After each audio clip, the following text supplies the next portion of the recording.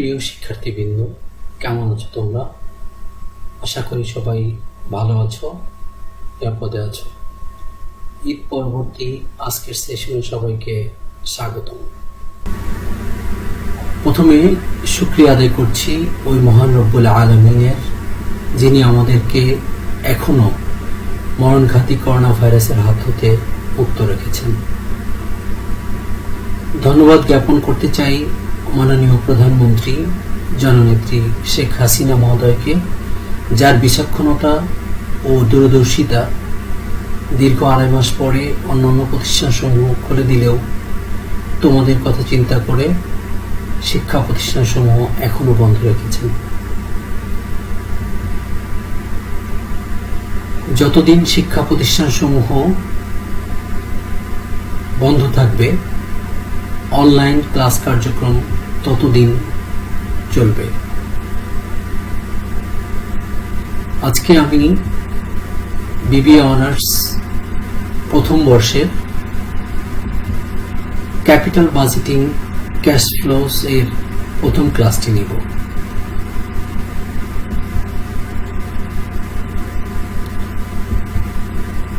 আজকের এই পাঠ শেষে ছাত্রছাত্রীরা যা জানতে পারবে: 1. ক্যাপিটাল বাজেটিং কি তা বর্ণনা করতে পারবে। ক্যাপিটাল বাজেটিং এর উদ্দেশ্য বর্ণনা করতে পারবে। ক্যাপিটাল বাজেটিং এর ধাপ বা পদক্ষেপ সমূহ এবং সিদ্ধান্তের প্রকারভেদ বর্ণনা করতে পারবে। ক্যাপিটাল বাজেটিং এর গাণিতিক সমস্যা সমূহ সমাধান করতে পারবে। এবার চলো যাই আমাদের মূল আলোচনা, ক্যাপিটাল বাজেটিং এ। ক্যাপিটাল বাজেটিং শব্দটিকে আমরা যদি ভাঙি, তাহলে এখান থেকে 3টি বিষয় আমরা পাই। একটি হচ্ছে ক্যাপিটাল, আরেকটা হচ্ছে বাজেট, আরেকটা হচ্ছে বাজেটিং। ক্যাপিটাল বলতে আমরা কি বুঝি? আমরা জানি যে ক্যাপিটাল বলতে সাধারণত টাকা পয়সাকে বুঝে থাকি, কিন্তু আসলে ক্যাপিটাল বলতে প্রকৃতপক্ষে টাকা পয়সাকে বোঝায় না। ক্যাপিটাল বলতে ওই সকল সম্পত্তিকে বোঝায় বা অপারেটিং অ্যাসেটসকে বোঝায় যেগুলো পরবর্তীতে উৎপাদন কাজে সহায়তা করে থাকে। তাহলে বাজেট বলতে আমরা কি বুঝে থাকি? বাজেট বলতে একটি নির্দিষ্ট সময়ের জন্য, এটা হতে পারে 6 মাস, 1 মাস, 2 মাস অথবা 1 বছর, এই সময়ের জন্য একটি প্রতিষ্ঠানে কত টাকা আসবে এবং কত টাকা চলে যাবে তার যে একটা তালিকা, সেটি হচ্ছে বাজেট। সাধারণত এটিকে quantitative expression of A plan বলা হয়ে থাকে, অর্থাৎ কোন একটা পরিকল্পনা সংখ্যাত্মক প্রকাশকে কি বলা হয়? বাজেট বলা হয়। বাজেটিং বলতে আমরা কি বুঝি? বাজেটিং হচ্ছে technique of preparing A budget, অর্থাৎ কিভাবে কি কৌশলে আমরা একটি বাজেট, অর্থাৎ একটি নির্দিষ্ট সময়ের যে আয় ও ব্যয়, সেটা কিভাবে আমরা কি টেকনিকে আমরা প্রিপেয়ার করব, সেটি হচ্ছে বাজেটিং। এবার আমরা দেখব তাহলে ক্যাপিটাল বাজেটিং বলতে আমরা কি বুঝি। সহজভাবে বলতে গেলে যে প্রতিষ্ঠানের অর্থ বিনিয়োগের মাধ্যমে মুনাফা অর্জনের যে পরিকল্পনা করে, সেটি হচ্ছে মূলধন বাজেটিং। ব্যাপকভাবে বলতে গেলে আমরা বলতে পারি যে মূলধন বাজেটিং হচ্ছে দীর্ঘমেয়াদী একটি বিনিয়োগ পরিকল্পনা বা বিনিয়োগ সিদ্ধান্ত। আমরা যখন দীর্ঘমেয়াদে কোথাও বিনিয়োগ করতে যাই, তখন কিন্তু একটু চিন্তা ভাবনা করে তারপর আমরা বিনিয়োগ করি, কারণ সেখানে অনেক বেশি টাকা অনেক বেশি সময়ের জন্য ইনভেস্ট করা হচ্ছে।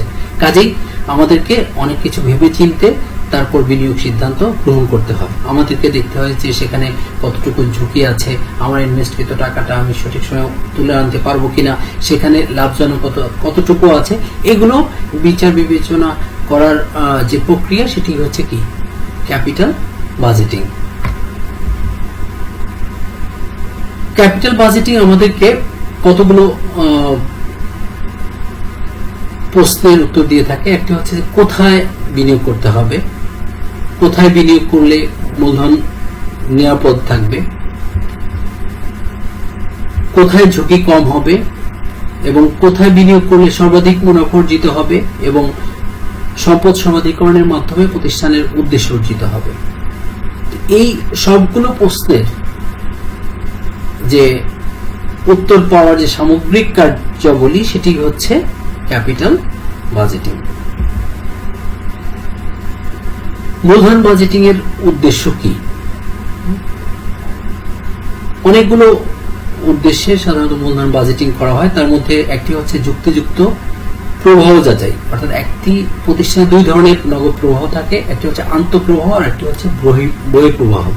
আন্তঃপ্রবাহ হলো যে টাকাটা প্রতিষ্ঠানে আসে, অর্থাৎ বিনিয়োগ করার পরে যে টাকাটা আর্ন হয় সেটা আন্তঃপ্রবাহ, আর যে টাকাটা চলে যায় সেটি হচ্ছে বহিঃপ্রবাহ। তো আমাদেরকে দেখতে হবে যে আমরা কত টাকা একটি প্রতিষ্ঠান থেকে পাচ্ছি এবং কত টাকা আমি একটি প্রতিষ্ঠানে বিনিয়োগ করেছি। তো এটা জানার জন্য কি করা হয়? ক্যাপিটাল বাজেটিং করা হয়ে থাকে। লাভজনক প্রকল্প বিনিয়োগ, অর্থাৎ আমরা অনেকগুলো প্রকল্প থেকে ক্যাপিটাল বাজেটিং এর মাধ্যমে কি করে থাকি যে কোন প্রকল্পে বিনিয়োগ করলে আমার বেশি লাভ হবে সেই প্রকল্পটা আমরা বাছাই করতে পারি। তাহলে এই লাভজনক প্রকল্প বাছাই করার উদ্দেশ্যে আমরা কি করি? ক্যাপিটাল বাজেটিং করে থাকি। দীর্ঘমেয়াদী প্রকল্প গ্রহণ, ক্যাপিটাল বাজেটিং আমরা আগেই জেনেছি এটা একটা দীর্ঘমেয়াদী বিনিয়োগ সিদ্ধান্ত। যখন দীর্ঘমেয়াদে কোথাও বিনিয়োগ করতে যাওয়া হয় তখন সেখানে কিন্তু অনেক টাকার ইনভেস্টমেন্টের বিষয় থাকে, যে কারণে দীর্ঘমেয়াদে আমরা কোন প্রকল্পে বিনিয়োগ করলে আমার বেশি লাভ হবে বা আমার প্রতিষ্ঠানটা টিকে থাকবে সেই উদ্দেশ্যে কিন্তু আমরা কি করে থাকি? আমরা সাধারণত ক্যাপিটাল বাজেটিং করে থাকি। ঝুঁকি হ্রাস, ব্যবসার ক্ষেত্রে আমরা জানি যে ঝুঁকি থাকবেই, কিন্তু এই ঝুঁকি যত বেশি কমিয়ে আনা যাবে তত লাভজনকতা বাড়বে আর ততই প্রতিষ্ঠানের সাফল্যের সাথে ব্যবসা করতে পারবে। এই জন্য এই ঝুঁকি হ্রাস করার উদ্দেশ্যে কি করা হয়? ক্যাপিটাল বাজেটিং করা হয়। তাহলে ক্যাপিটাল বাজেটিং করলে আমরা বুঝতে পারি যে কোন প্রজেক্টে ঝুঁকি কতটুকু আছে, কোন প্রজেক্টে ইনভেস্ট করলে আমার বেশি লাভ হবে, কোন প্রজেক্টে ইনভেস্ট করলে আমার কম লাভ হবে। এই ঝুঁকি হ্রাসের উদ্দেশ্যে আমরা কি করি? ক্যাপিটাল বাজেটিং করে থাকি। এরপর সর্বশেষ যে উদ্দেশ্য সেটি হচ্ছে বাজার সম্প্রসারণ। যে ক্যাপিটাল বাজেটিং এর মাধ্যমে আমরা কি করতে পারি? পণ্যের গুণগত মান বৃদ্ধি করতে পারি। আর পণ্যের গুণগত মান বৃদ্ধি হলে কি হবে? পণ্যের চাহিদা বাজারে বৃদ্ধি পাবে, আর বাজারে চাহিদা বৃদ্ধি পেলে কি হবে? যে পণ্যের বাজার সম্প্রসারণ হবে। তো এই বাজার সম্প্রসারণের উদ্দেশ্যে বেসিক্যালি আমরা কি করে থাকি? ক্যাপিটাল বাজেটিং করে থাকি। এবার আমরা আসবো মূলধন বাজেটিং এর ধাপ বা পদক্ষেপে, অর্থাৎ কি কি ধাপ অনুসরণ করে আমরা সাধারণত মূলধন বাজেটিং করে থাকি। এক, নগদ প্রবাহ প্রাক্কলন, অর্থাৎ একটি নির্দিষ্ট সময়ে একটা প্রতিষ্ঠানে কত টাকা আসছে এবং কত টাকা চলে যাচ্ছে সেটি নির্ধারণ করা হচ্ছে ক্যাপিটাল বাজেটিং এর প্রথম কাজ। দ্বিতীয়, প্রকল্প মূল্যায়ন। তো এই প্রকল্প মূল্যায়নের সাথে দুইটি কাজ জড়িত। একটি হচ্ছে প্রকল্পের ব্যয় ও মুনাফা নির্ধারণ, অন্যটি হচ্ছে প্রকল্পের গ্রহণযোগ্যতা যাচাইয়ের জন্য উপযুক্ত পদ্ধতি নির্ধারণ। অর্থাৎ আমরা যে প্রকল্প গ্রহণ করব তার প্রাক্কলিত ব্যয় কত এবং সেখান থেকে কত টাকা মুনাফা আসতে পারে এবং সেখানে আসলে ব্যবসা করা যাবে কিনা সেটা ফিজিবিলিটি টেস্ট করা, এটা হচ্ছে ক্যাপিটাল বাজেটিং এর দ্বিতীয় ধাপ। এরপর হচ্ছে প্রকল্প নির্বাচন, যে আমরা আমাদের যে অল্টারনেটিভ প্রজেক্ট থাকবে, যে প্রকল্পগুলো থাকবে সেই প্রকল্পগুলো থেকে আমরা কি করব? আমরা লাভজনক প্রকল্পগুলোকে আমরা সিলেক্ট করব, অর্থাৎ যে প্রকল্প থেকে আমরা বেশি লাভ পাবো ওই প্রকল্পগুলোতে আমরা বিনিয়োগের সিদ্ধান্ত নিব। এরপর হচ্ছে প্রকল্প বাস্তবায়ন, অর্থাৎ প্রকল্প নির্বাচন করার পরে আমাদেরকে কি করতে হবে? যে নির্বাচিত প্রকল্পে আমাদেরকে বিনিয়োগ করতে হবে। এক্ষেত্রে আমাদেরকে বিনিয়োগের তহবিলের যাতে যথাযথ ব্যবহার নিশ্চিত হয় সেই বিষয়টা এনশিওর করেই কি করতে হবে? আমাদের প্রকল্পে বিনিয়োগ করতে হবে। সর্বশেষ হচ্ছে ধারাবাহিকভাবে প্রকল্প মূল্যায়ন, অর্থাৎ প্রকল্প বিনিয়োগ করার পরে আমাদের এই প্রকল্পের থেকে আমরা যে লক্ষ্যে প্রকল্পটা হাতে নিয়েছিলাম, যে উদ্দেশ্য আমাদের ছিল, সেই উদ্দেশ্য কতটুকু আমরা সাকসেসফুল করতে পেরেছি, কোনো সমস্যা আছে কিনা, বা বাস্তবায়নের ক্ষেত্রে কোনো সমস্যা যদি থাকে তাহলে সেটা কিভাবে সমাধান করা যায় ইত্যাদি বিষয় সবসময় কি করতে হবে? পর্যালোচনা করে যেতে হবে। এবার আমরা আসবো মূলধন বাজেটিং এর সিদ্ধান্তের প্রকারভেদ। সাধারণত 3 ধরনের সিদ্ধান্ত মূলধন বাজেটিং এর ক্ষেত্রে নেওয়া হয়ে থাকে। একটা হচ্ছে গ্রহণ বর্জন সিদ্ধান্ত, আরেকটা হচ্ছে পরস্পর বর্জনশীল সিদ্ধান্ত, মূলধন রেশনিং সিদ্ধান্ত।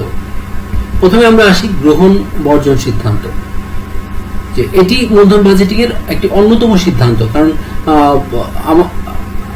ব্যবসা প্রতিষ্ঠানগুলো মূলধন বাজেটিং করে কিসের জন্য? যে কোন প্রজেক্টে লাভ বেশি হবে, কোন প্রজেক্টে লাভ কম হবে সেটা পর্যালোচনা করার জন্য। কাজেই এই মূলধন বাজেটিং এর মাধ্যমে কি করা হয়? ডিসাইড করা হয় যে যে লাভজনক প্রজেক্ট যেটা সেটা গ্রহণ করা হয়, এবং যেটা লাভজনক না বা কম লাভজনক সেটাকে বর্জন করা হয়। পরস্পর বর্জনশীল সিদ্ধান্ত বলতে আমরা আসলে কি বুঝি? পরস্পর বর্জনশীল সিদ্ধান্ত হচ্ছে যে একটি প্রকল্প যদি আমরা সিলেক্ট করি তাহলে অন্যটি সিলেক্ট করতে পারবো না। আমাদের সামনে যদি 3টি প্রজেক্ট থাকে বা প্রকল্প থাকে তাহলে আমরা সেখান থেকে যে কোনো একটা নিলে বাকি 2টি কিন্তু নিতে পারবো না। এটা অনেকটা কয়েন টসের মতো, যে আমরা যদি কয়েন টস করি তাহলে আইদার হেঁটে আসবে অথবা টেক আসবে। তো এই কয়েন টস এটা কি? পরস্পর বর্জনশীল সিদ্ধান্ত। যে আমরা আমাদের যে প্রকল্পগুলো থাকবে সেই প্রকল্পগুলো থেকে আমরা যদি একটি প্রকল্প বাছাই করি তাহলে অন্য প্রকল্পগুলো কি করতে পারবো না? বাছাই করতে পারবো না। এবার আসি মূলধন রেশনিং সিদ্ধান্ত। মূলধন রেশনিং সিদ্ধান্ত বলতে আমরা যেটা আসলে বুঝে থাকি যে একটি প্রতিষ্ঠানের সব প্রতিষ্ঠানের কি ফান্ডের একটা সীমাবদ্ধতা আছে, যে তার ইনভেস্টেবল ফান্ড দিয়েই কিন্তু তাকে ব্যবসা করতে হবে। এখন কোন একটা প্রতিষ্ঠানের যদি ইনভেস্টমেন্টের সুযোগ থাকে যে সে 10 লাখ টাকা বা 10 কোটি টাকা পর্যন্ত ইনভেস্ট করতে পারবে, তো যদি কোনো একটা প্রতিষ্ঠানে 15 কোটি টাকা লাগে সেই ক্ষেত্রে তার কিন্তু সেই ক্যাপাবিলিটি থাকবে না ওখানে ইনভেস্ট করার। কাজেই এখানে বলা হয়েছে যে ইনভেস্টেবল যে ফান্ড আছে সেই ফান্ডকে কি করতে হবে? যথাযথ ব্যবহার করে সর্বোচ্চ লাভবান হওয়া যায় এরকম প্রজেক্টে কি করতে হবে? বিনিয়োগ করতে হবে। আর এটি হচ্ছে মূলধন রেশনিং সিদ্ধান্ত। এবার আমরা আসবো যে কিভাবে প্রকল্পগুলোকে মূল্যায়ন করব। আমরা সাধারণত 2 ভাবে প্রকল্প মূল্যায়ন করতে পারি, একটি হচ্ছে থিওরিটিক্যাল আর একটি হচ্ছে ম্যাথমেটিক্যাল। তো থিওরিটিক্যালি যদি আমরা প্রকল্প মূল্যায়ন করতে যাই তাহলে আমাদেরকে কতগুলো টেকনিক ফলো করতে হয়। যেমন আমাদেরকে সরাসরি প্রকল্পের এখানে যেতে হয়, যে বিভিন্ন ডেটা সংগ্রহ করতে হয়, বিভিন্ন জনের কাছ থেকে জানতে হয়, বিভিন্ন ইয়ারলি রিপোর্ট আমাদেরকে অ্যানালিসিস করতে হয়, আশেপাশে যে ব্যবসা প্রতিষ্ঠান আছে সেখানে জিজ্ঞেস করতে হয়, সবকিছু অ্যানালিসিস করে তারপরে কিন্তু প্রকল্পটা মূল্যায়ন করতে হয়। অন্যদিকে আরেকটা হচ্ছে ম্যাথমেটিক্যাল টেকনিক্স বা ম্যাথমেটিক্যাল পদ্ধতি, যার মাধ্যমে আমরা কি করতে পারি? প্রকল্প মূল্যায়ন করতে পারি। তো এটাকে আবার 2 ভাগে ভাগ করা হয়। একটি হচ্ছে আমরা দেখতে পাচ্ছি এখানে যে ট্রেডিশনাল টেকনিক, অন্যটি হচ্ছে discounted cash flow or time adjusted techniques. তো ট্রেডিশনাল টেকনিকের মধ্যে একটি হচ্ছে পেব্যাক পিরিয়ড, একটি ডিসকাউন্টেড পেব্যাক পিরিয়ড, আর হচ্ছে ARR।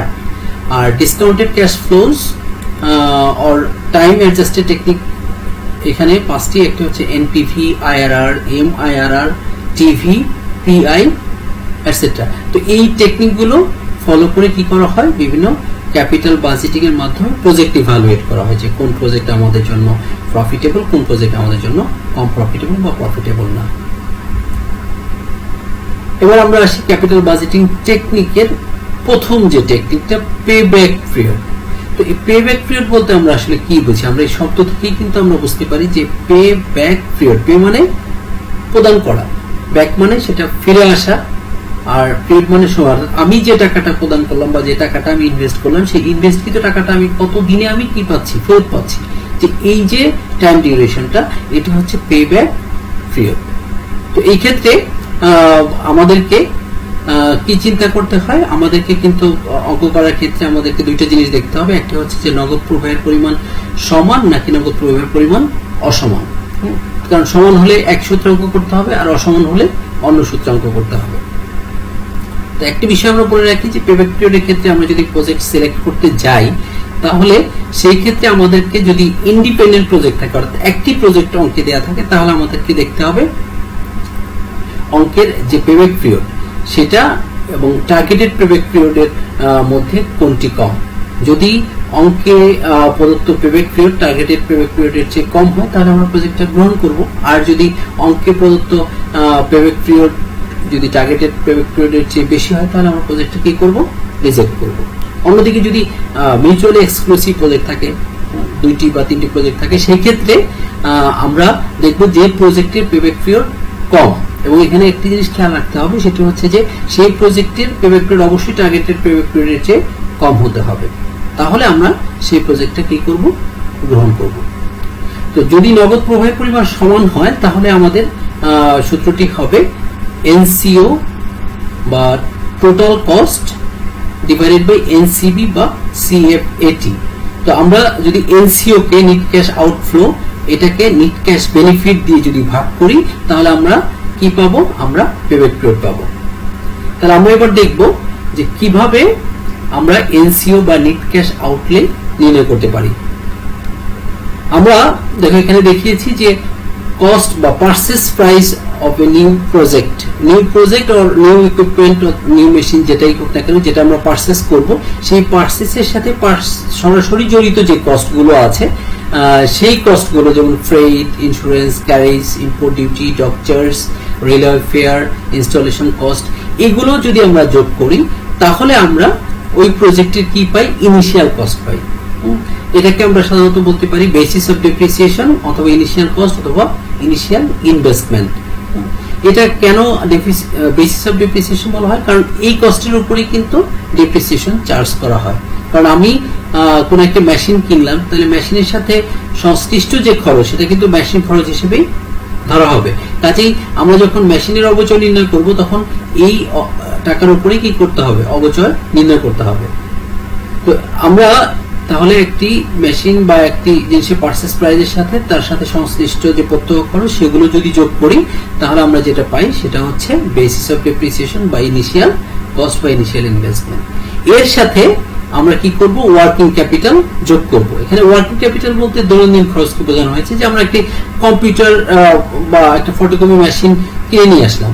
এখন ফটোকপি মেশিন তো আর এমনিতেই কাজ করবে না, কি করতে হবে, একটা দোকান ভাড়া নিতে হবে, সেখানে কি লাগবে, একজন অপারেটর লাগবে, ইলেকট্রিসিটি কানেকশন লাগবে, কাগজ লাগবে, তো আদার্স আরো সংশ্লিষ্ট যে জিনিসগুলো আছে সেই জিনিসগুলো কিন্তু ছাড়া আমরা কি করতে পারবো না, আমরা ফটোকপি মেশিন দিয়ে ফটোকপি করতে পারবো না। তাহলে এই যে আদার্স যে বিষয়গুলো থাকে এগুলোর জন্য যে কস্ট হয় সেটাকে আমরা কি বলে থাকি, ওয়ার্কিং ক্যাপিটাল বলে থাকি। তাহলে একটা প্রতিষ্ঠানের এক বছরের টোটাল খরচ যদি হিসাব করতে হয় তাহলে কিন্তু মেশিনের খরচ শুধু যোগ করলে হবে না, এর সাথে আনুষঙ্গিক আরো যে খরচগুলো আছে, ওয়ার্কিং ক্যাপিটাল আছে, সেগুলো কি করতে হবে, যোগ করতে হবে। তাহলে আমরা কি পাবো, তাহলে আমরা এনসিও বা টোটাল ইনভেস্টমেন্ট পাবো। এবার আমরা দেখি যে কিভাবে আমরা এনসিবি বা নেট ক্যাশ বেনিফিট নির্ণয় করতে পারি। তো আমরা কি করব, cash flow before depreciation and tax অর্থাৎ সিএফবিটি থেকে প্রথমে ডেপ্রিসিয়েশন বাদ দিব। ডেপ্রিসিয়েশন বাদ দিলে আমরা কি পাবো, আমরা আর্নিং বিফোর ট্যাক্স পাবো। এই আর্নিং বিফোর ট্যাক্স থেকে আমরা বাদ দিব কি, ট্যাক্স। তাহলে কি পাবো, আর্নিং আফটার ট্যাক্স। এরপর আবার কি করব, আমরা ডেপ্রিসিয়েশন যোগ করব, তাহলে আমরা পাবো ক্যাশ ফ্লো আফটার ট্যাক্স অথবা এনসিবি, নেট ক্যাশ বেনিফিট। তো এখানে একটি বিষয় তোমরা খেয়াল করেছো নিশ্চয়ই, যে ডেপ্রিসিয়েশন প্রথমে কি করা হলো, বাদ দেওয়া হলো, আবার ডেপ্রিসিয়েশন যোগ করা হলো। এটা কেন করা হলো? তো এখানে দেখো যে ডেপ্রিসিয়েশন আমরা কেন বাদ দিলাম। তো আমরা যখন ট্যাক্স দিব গভর্নমেন্টকে তখন আমরা কিন্তু অ্যাকচুয়াল ট্যাক্সটাই দিব, এখানে কমও দিব না বেশিও দিব না। তো এখন কথা হচ্ছে ডেপ্রিসিয়েশন তো আমাদের একটা খরচ, কিন্তু এই ডেপ্রিসিয়েশন যদি বাদ না দিয়ে এর উপরে যদি আমরা ট্যাক্স দিই তাহলে ট্যাক্সের পরিমাণ কিন্তু বেশি হয়ে যাবে, যে কারণে আমাদের কি করতে হবে, ডেপ্রিসিয়েশনটা বাদ দিতে হবে, তারপর ট্যাক্স নির্ণয় করতে হবে। তাহলে কি হবে, ট্যাক্সের পরিমাণটা কমে যাবে। আর পরে আবার কেন ডেপ্রিসিয়েশন যোগ করলাম, একমাত্র কারণেই যোগ করলাম যে আমরা আসলে নির্ণয় করছি কি, ক্যাশ ফ্লো আফটার ট্যাক্স, অর্থাৎ ক্যাশ ফ্লোটা আমাদের কাছে কত টাকা আসছে ট্যাক্স দেওয়ার পরে। তো সেটা যেহেতু নির্ণয় করতে চাচ্ছি, কাজেই ডেপ্রিসিয়েশন বাদ দিয়েছিলাম ট্যাক্স কম দেওয়ার জন্য। তাহলে ট্যাক্স আমরা যেহেতু বাদ দিয়ে দিয়েছি সেহেতু আমরা এখন অ্যাকচুয়ালি আমাদের কাছে কত টাকা আসলো ট্যাক্স দেওয়ার পরে থাকলো সেটা নির্ণয় করার জন্য আবার ডেপ্রিসিয়েশন আমাদেরকে কি করতে হবে, এখানে যোগ করতে হবে। আশা করি আমরা এই বিষয়টি ভালোভাবে বুঝতে পেরেছি। তো আমরা যদি এই দেখি যে নগদ প্রবাহের পরিমাণ সমান থাকে তাহলে আমরা এনসিও বাই এনসিবি করে আমরা পেব্যাক পিরিয়ড নির্ণয় করব। কিন্তু যদি নগদ প্রবাহের পরিমাণ অসমান থাকে তাহলে আমাদেরকে কি করতে হবে? তাহলে আমাদেরকে কিন্তু এখানে দুটি স্টেপে আমাদেরকে অঙ্ক করতে হবে। একটা হলো যে প্রথমে সিসিএফএটি নির্ণয় করতে হবে, এরপর আমরা কি করব? সূত্র অনুযায়ী পেব্যাক পিরিয়ড নির্ণয় করব। তো এখানে দেখো আমি তোমাদেরকে আজকে এই পর্যন্ত দেখিয়েছি যে আমরা কিভাবে সিসিএফএটি নির্ণয় করব। সিসিএফএটি নির্ণয় করার আগে কিন্তু আমাদেরকে কি করতে হবে? যে ক্যাশ ফ্লোটা দেখতে হবে যে ক্যাশ ফ্লোটা কি ধরনের ক্যাশ ফ্লো দেয়া আছে। এটা কি সিএফবিটি দেয়া আছে নাকি সিএফএটি দেয়া আছে? আমরা আমাদের অঙ্কের যেহেতু সিসিএফএটি লাগবে, তো সিসিএফএটি নির্ণয় করার আগে কিন্তু আমার সিএফএটি নির্ণয় করতে হবে। তো আমাকে দেখতে হবে যে আমরা যে অঙ্কটা দেয়া আছে আমাদের সেই অঙ্কে কি দেয়া আছে, এটা কি সিএফবিটি দেয়া আছে?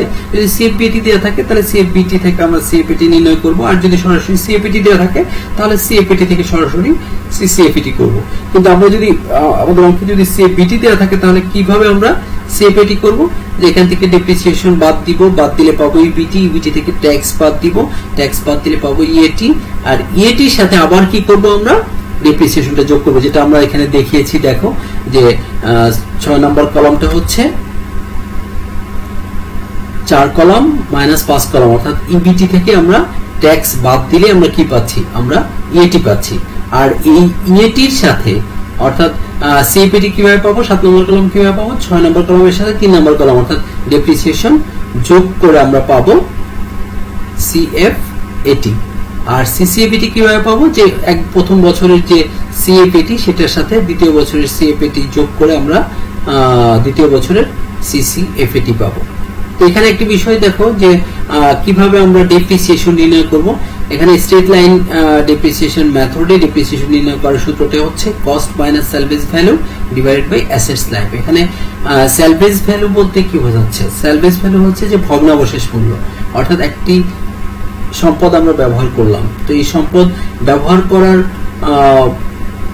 দেখা যাবে যে 5 বছর বা 7 বছরের মাথায় এই সম্পদটি আর ব্যবহার করা যাবে না, তখন এই সম্পদটি কিন্তু আমরা একবারে কম মূল্যে হলেও কোনো ভাঙারির কাছে বা কারো কাছে কিন্তু বিক্রি করে দিতে পারবো।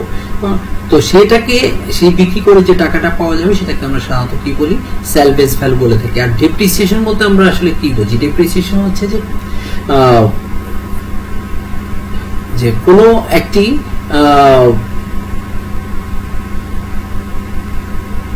সম্পদের ভ্যালু কমে যাওয়া। তো যতটুকু কমে যাচ্ছে ততটুকু কি হচ্ছে? ডেপ্রিসিয়েটেড হচ্ছে। তো এখন কথা হচ্ছে যে আমি যদি 5,000 টাকার একটা জিনিস 5 বছর ব্যবহার করার পরে এটাকে যদি আমি 1,000 টাকায় বিক্রি করে দিই তাহলে 1,000 টাকা কিন্তু আমার ডেপ্রিসিয়েটেড হচ্ছে না। তাহলে আমার ডেপ্রিসিয়েটেড হচ্ছে কত? আমার ডেপ্রিসিয়েশন হচ্ছে 4,000 টাকা।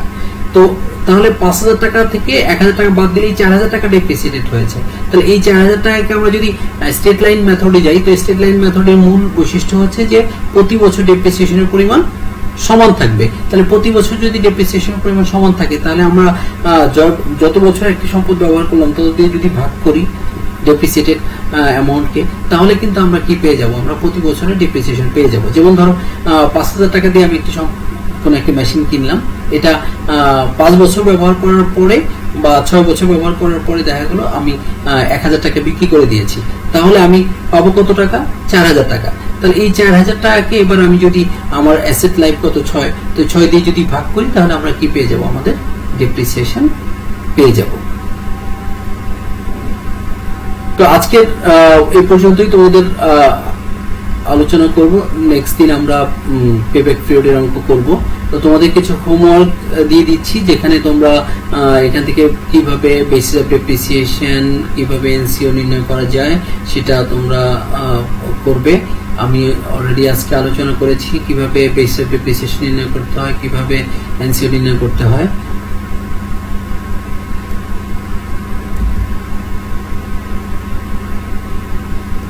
অ্যানুয়াল নেট ক্যাশ ইনফ্লো কিভাবে নির্ণয় করা যায় সেটাও আমরা আলোচনা করেছি। তো এই বিষয়গুলো তোমাদের হোমওয়ার্ক থাকবে। পরবর্তী ক্লাসের আগেই তোমরা হোমওয়ার্ক রেডি করে ফেলবে। তো আজকে ক্লাসে তোমাদের এ পর্যন্তই। পরবর্তী ক্লাসে তোমাদের সাথে আবার দেখা হবে, আবার তোমাদের সাথে কথা হবে। সে পর্যন্ত সবাই ভালো থাকো। আল্লাহ হাফেজ।